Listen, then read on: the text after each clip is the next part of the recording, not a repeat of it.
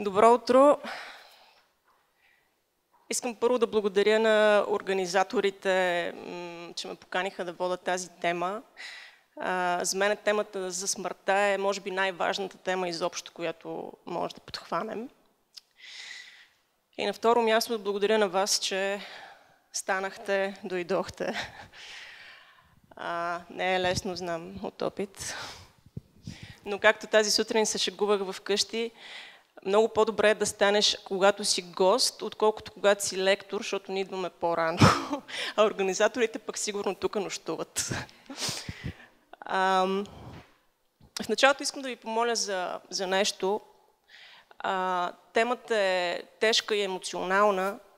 Аз самата съм преплетена с нея посредством няколко неща, особено с един проект, който в момента все още тече и той тече в галерия Кредо Бонъм.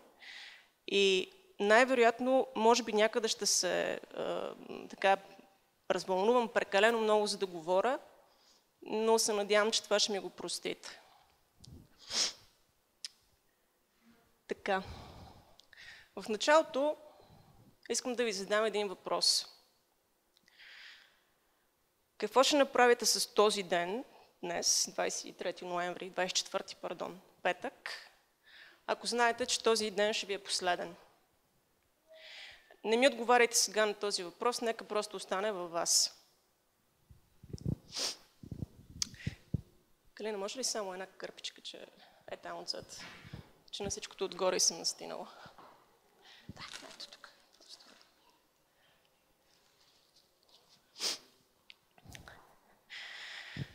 Моята първа среща със смъртта беше когато бях на 8. Беше лято, юни, и аз носих любимите си жълти сандали. С баща ми бяхме тръгнали да взимаме майка ми от работа и като идеята беше, като я вземем, да отидем на ресторант и да празнуваме, защото бяхме свършили най-накрая един вечен ремонт. Вървяхме си към спирката на трамвай номер 4 и там чакахме известно време, трамвая дойде, ние се качихме от вратата, която е до колелото, тръгнахме към колелото и в този един момент баща ми каза: "Абе, Вера, по-добре ходим с автобуса", и слязахме в момента с затваряне на вратите. И спирката на автобуса беше 100 метра отдалечена от тази на трамвая. Ние тръгнахме двамата нататък, той с баща ми се шегуваше страшно много. И такъв ми обясняваше: сега, като отидем на виетнамски ресторант, ще ми сервират червей, аз просто се гнусях, нищо не разбирах и той много се смееше на моя сметка. И в този един момент ние чухме някакъв страхотен тътен. За момент всеки звук във въздуха замръзна. И след това започнаха да се разнасят писъци. Обърнахме се и видяхме, че трамвая е продължил напред, този въпросен трамвай, въпреки изпуснатата бариера на ЖП Прелез, и товарен влак го е разцепил на две, точно на колелото, на което бяхме ние. Верен на инстинкта си да помага, баща ми се върна назад, продължаваше да ме държи за ръката. Гледката на помляни тела беше неописуема. В някакъв момент някой каза: "Абе, какво правиш тук с това дете?" Баща ме погледна, сякаш ме вижда за първи път. Беше забравил, че сме двамата. Тогава ме прегърна и се отдалечихме.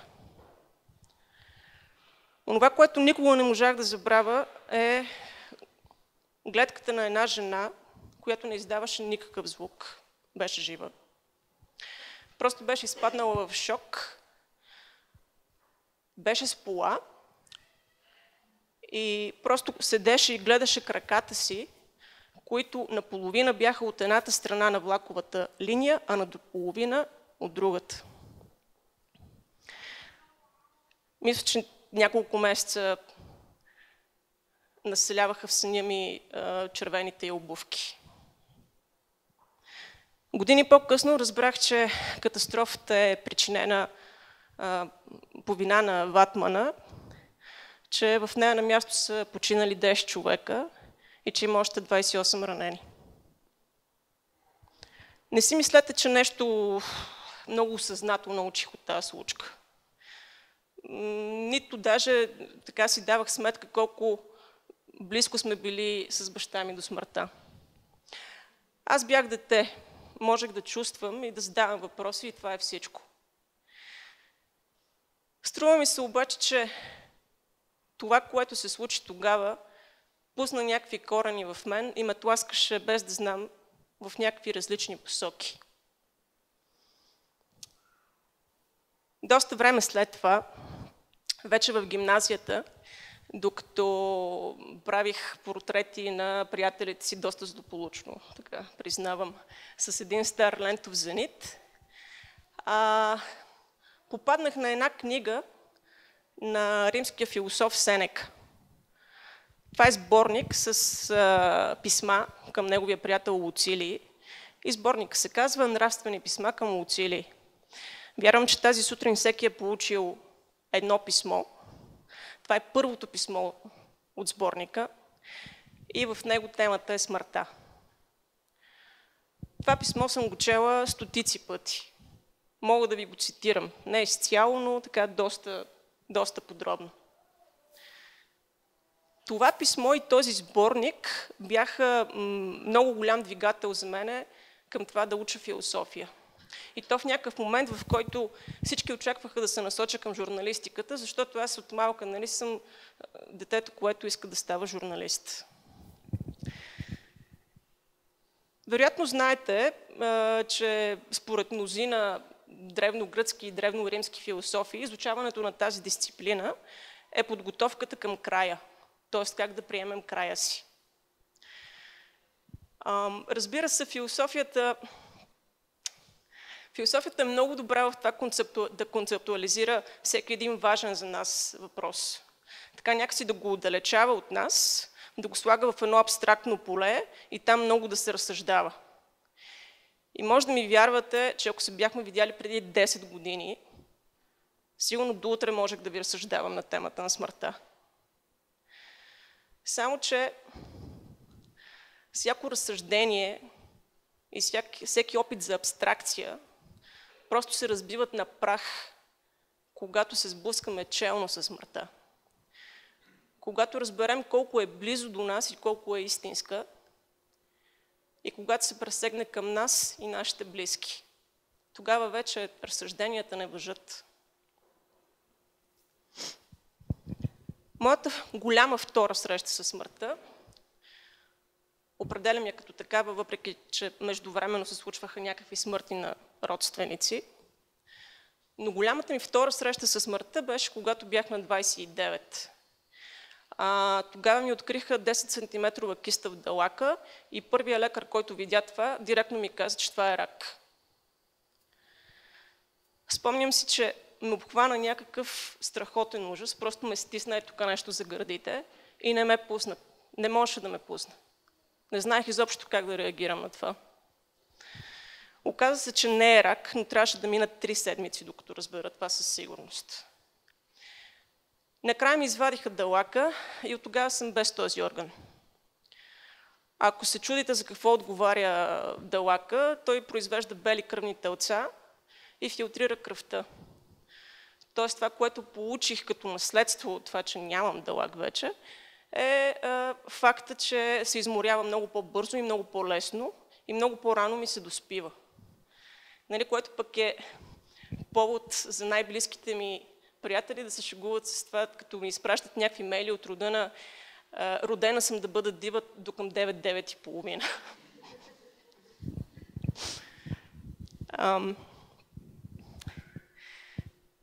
Определям тази история като втората си среща със смъртта, защото си давам сметка, че делака ми вече е при смъртта. И че тази история ме е променила, искам или не искам. Променила ме по начин, по който първоначално отхвърлях така в стремежа си да отговоря на някакви представи за себе си, нали, как трябва да живея, или пък на нечии други очаквания. Но си дадах сметка, че да отхвърля смъртта тогава и този факт, че вече не съм същата, означава да отхвърля себе си.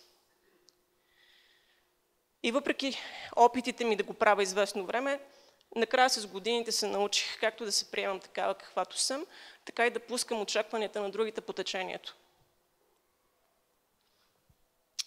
Третата ми голяма среща и най-важна със смъртта се случи преди 6 години. Беше началото на октомври и малко преди да замина на концерт на Тори Еймъс в Милано, диагностицираха баща ми с рак на костите. Не живеех с родителите си от 20 годишна, но ги посещавах често и когато ми казаха, бях в шок. Не знаех въобще какво да кажа. Задах си въпроса защо. И това е въпрос, на който обаче няма отговор. И тримата с майка ми и баща ми се държахме, но и тримата бяхме оплашени. Баща ми, който към този момент лекуваше тежък диабет, свърши за по-малко от половин година. Почина в началото на януари. Спомням си, че тогава не чувствах нищо. Бях се бетонирала и си бях погребала емоциите за почти няколко месеца. След което те ме заляха. Чувствах се много тъжна. Но предимно се чувствах много гневна. Чувствах се супер гневна на живота. Чувствах се гневна на баща ми и се чувствах гневна най-вече на себе си. Чувствах се гневна на себе си, защото си дадах сметка колко много време съм пропуснала в това да му бъда сърдита за едно или друго нещо, или в някакви дребни житейски неща, спорове и така нататък. Мисля, че точно някъде там смъртта ме хвана много нежно за ръката, за да ме поведе на някакво друго пътуване и да ме изведе на други места. Точно там смъртта се превърна за мен в любов, в опит да се свържа отново и в изкуство. Проектът "Пощенски картички" към баща ми започна някъде там. Разбира се, той тогава нямаше име. Но това мое вътрешно пътуване се случи тогава. Този проект беше пътуване както вътрешно мое, така и съвсем буквално външно. Защото аз започнах в някакъв момент да посещавам места, които са свързани с баща ми по един или друг начин.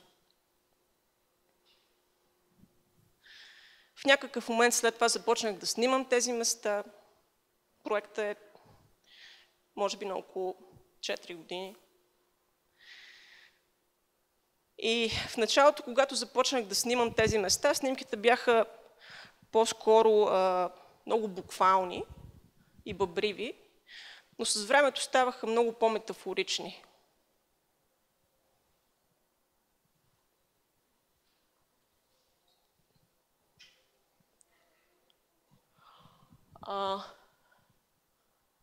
Много по-алегорични.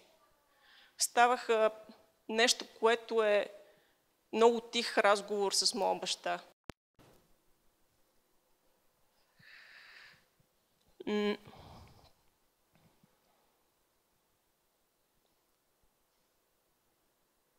Местата нямаха значение вече. Местата се бяха превърнали в метафора. Признавам, че в началото на този проект нито съм имала идея, нито намерение да правя инсталация. Това беше моя проект, за неговата смърт и моята тъга. Това беше моя опит да се свържа с баща си, да го намеря, да му кажа, че съжалявам за това пропуснато време, да му кажа, че нося часовника му. Ето този часовник, с който той не се разделяше дори и когато беше налегло и не разбираше абсолютно нищо, беше вече в халюцинации и тежеше по-малко от 50 кг. Затова, че по някакъв начин аз го продължавам. Много исках да му кажа това. Само, че в последната година, в която снимах, започнах да се срещам с хора, с които са загубили бащите си.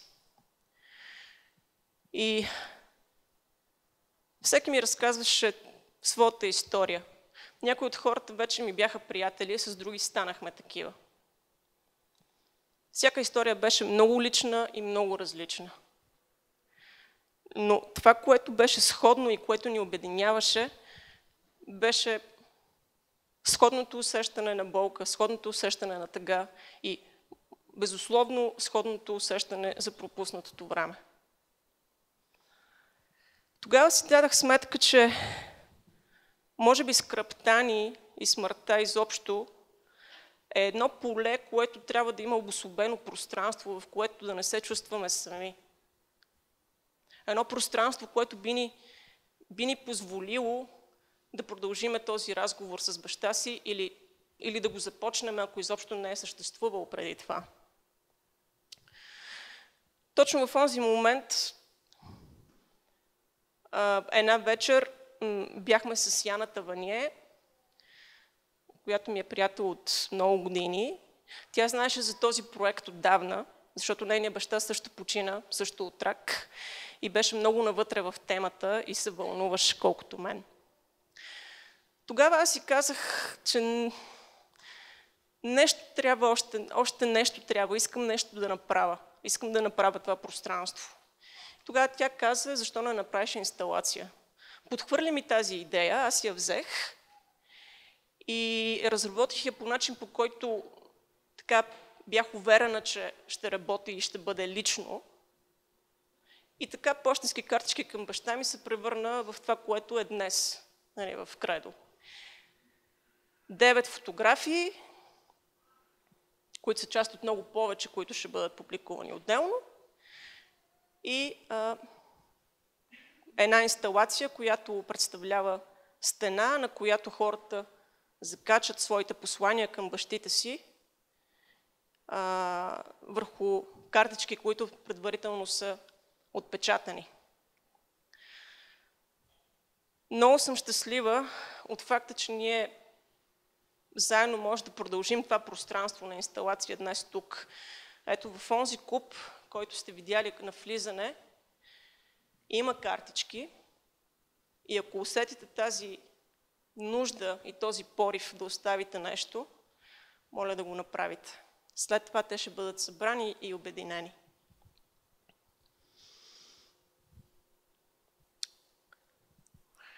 Много е важно да кажа, че 3 седмици преди да открия изложбата, бях на ръба да се откажа.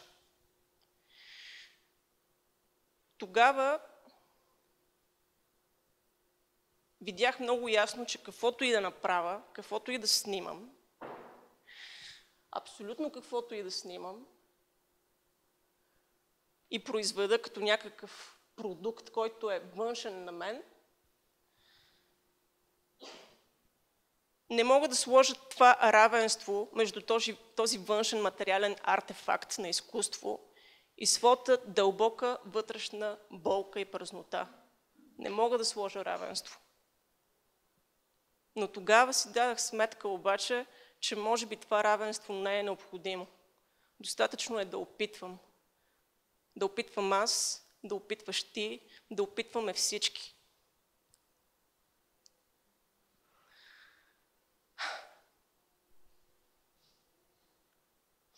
Именно в опита всъщност се случва този момент, в който оставаме за малко сами с празнотата си и я приемаме.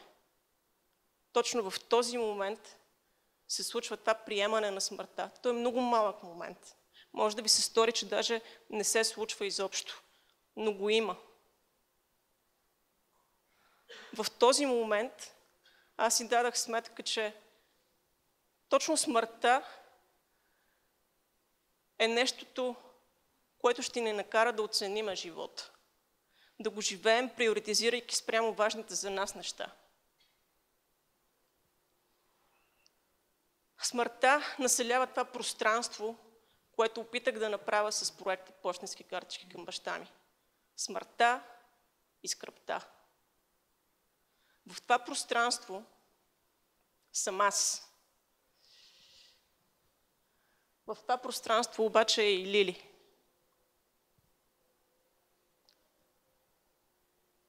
Лили загуби баща си неотдавна.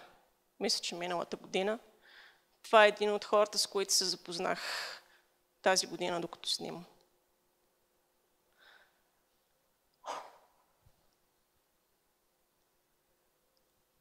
В това пространство на приемане, смърт и скръб е и Яна. Моята приятелка Яна.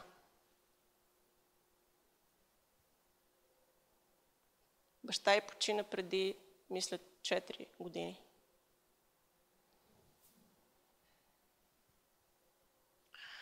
В това пространство е и Мартин.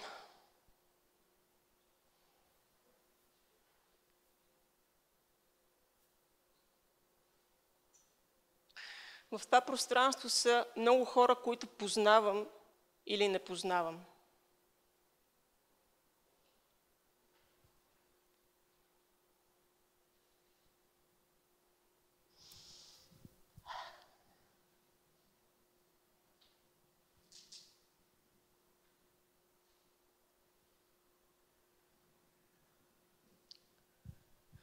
В това пространство сме всички и всеки води своя собствен разговор с баща си. Един незапочнат или недовършен разговор.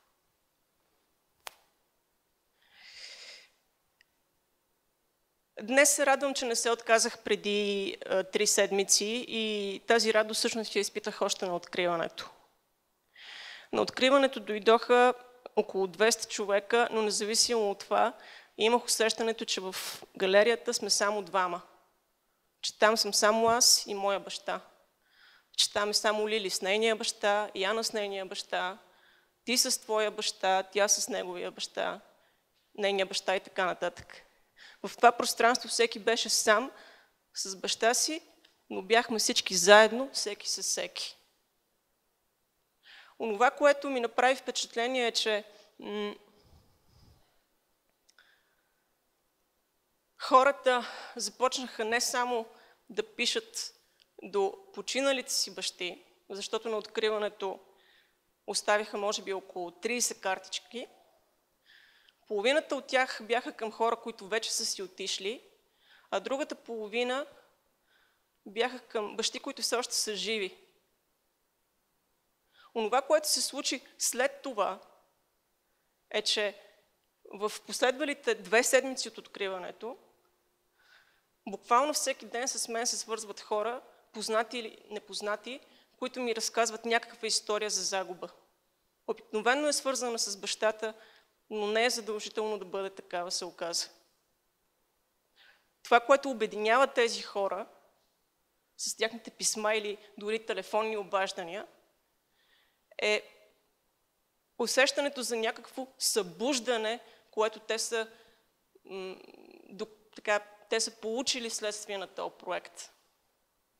И за мен това е най-големия смисъл от "Пощенски картички към баща ми", който така или иначе вече не беше проект, който е инсталация и изложба, а беше станал вече една парадигма, която да хване за ръката всеки един от нас и да го преведе в това пространство, в което да не бъде сам с тъгата си. Това събуждане е смисълът, който излиза от рамките на галерията и излиза извън рамките на която и да е инсталация, където и да се намира тя. Това е смисълът, който празнува живота, стъпил на раменете на смъртта. Така се чувствам аз днес пред вас, когато говоря за този проект и за темата смърт. Аз се чувствам като човек, който празнува живота.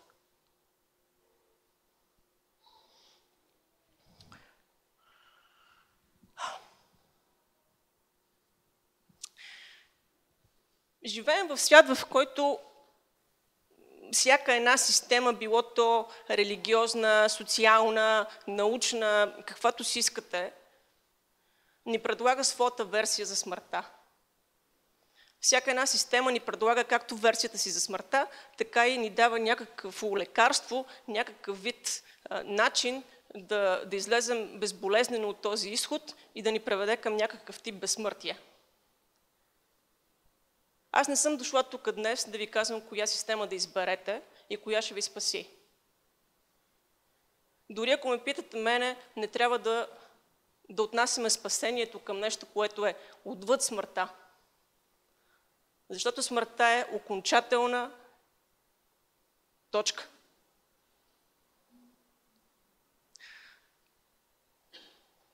Смъртта е тонове скръб. Смъртта е тонове тъга и тонове страх.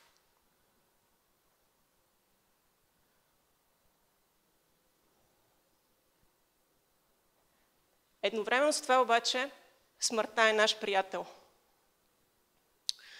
Смъртта е единственият ни приятел, който може да ни научи да оценяваме живота.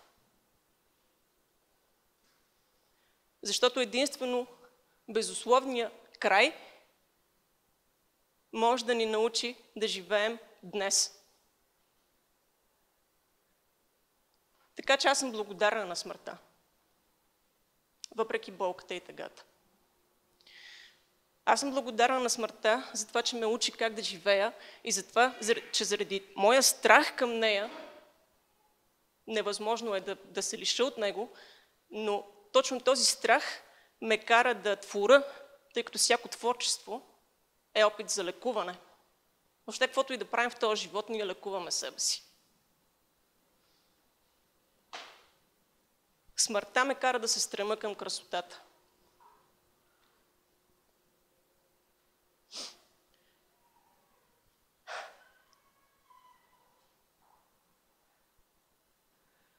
Благодарна съм на смъртта за това, че е част от мен. И че ми казва, че да отхвърля нея означава да отхвърля себе си. Тъй като ние сме живота и смъртта. Това сме ние. Не е нещо абстрактно. Не е нещо в полето на философията. Това сме ние. Всеки ден това сме ние. Това са нашите две страни. Не е някаква въображаема монета. Това сме абсолютно ние. Ние съдържаме живота и смъртта в себе си.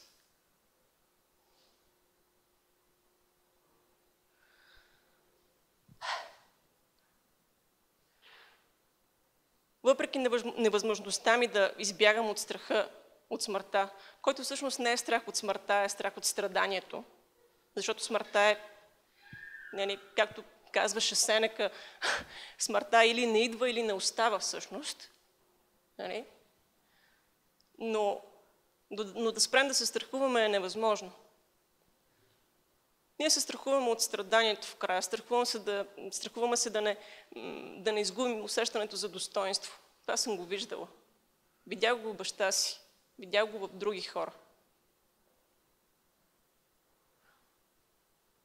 Но можем да правим всякакви опити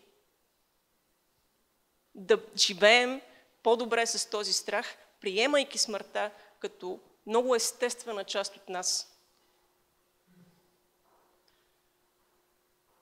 Пощенски картички към баща ми е един терапевтичен проект. Той е терапия не само за мен, но и терапия и за другите. Той беше замислен от един момент нататък като такъв. И нямаше да мога да го изграда по този начин, по който съм го направила в момента, ако не бяха три неща. Ако не беше моят дълбоко вътрешно личен мотив, за който ви разказах, от една страна, ако не беше разбирането ми за смъртта, която е тема дълго изследвана, както стана ясно от мен, изживяна по-скоро. И ако не беше абсолютната ми убеденост, че фотографията е идеално средство за терапия. В последната над година съвсем целенасочено изследвам принципите на терапевтичната фотография и фототерапията. Съвсем целенасочено. Иначе връзката ми с терапията е дълга, аз самата минавам през терапия, намирам го за хигиена, която човек трябва да си докарва. Той е като да си миеш зъбите.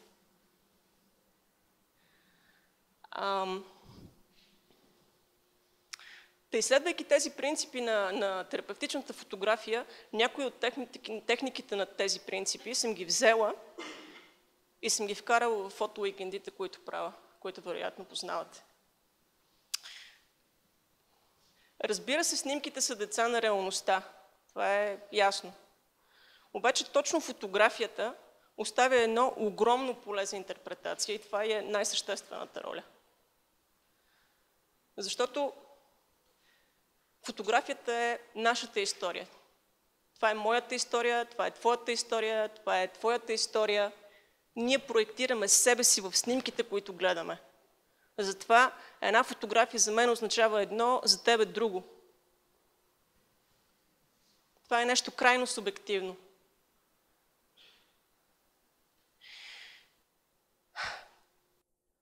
Този опит за лекуване, който направих, мое и на другите, е факт.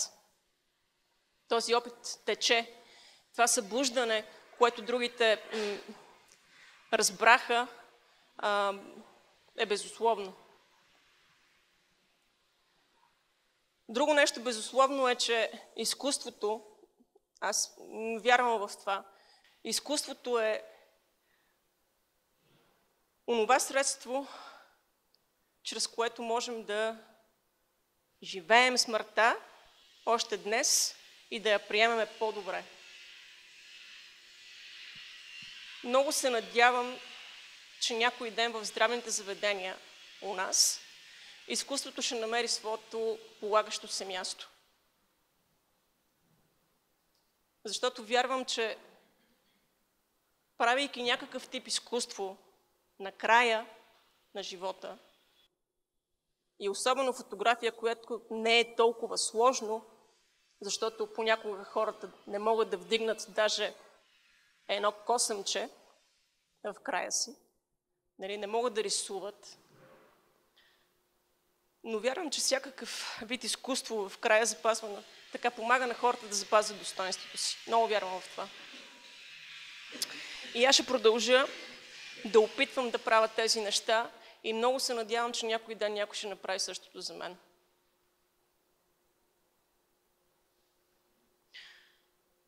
В началото ви попитах какво ще направите с този ден, ако той ви е последен. Дали ще се обадите на някой? Дали ще кажете нещо на някого? Ще отидете ли да гледате някакъв филм, който искате отдавна, обаче може и да е утре, и други ден, и по-други ден? Ще отидете ли днес на този филм? Ще съберете ли кураж да кажете на човек, който харесвате, обичам те, първи? Ще напуснете ли някаква ситуация или човек, която ситуация отдавна вече ви е отесняла? Ще намерите ли време за децата си? Ще намерите ли време за себе си на първо място? Ще останете ли на същата работа? Ще изядете ли нещо любимо, без да се притеснявате колко килограма сте и как изглеждате? Ще кажете ли нещо, което не сте казали на баща си или на майка си?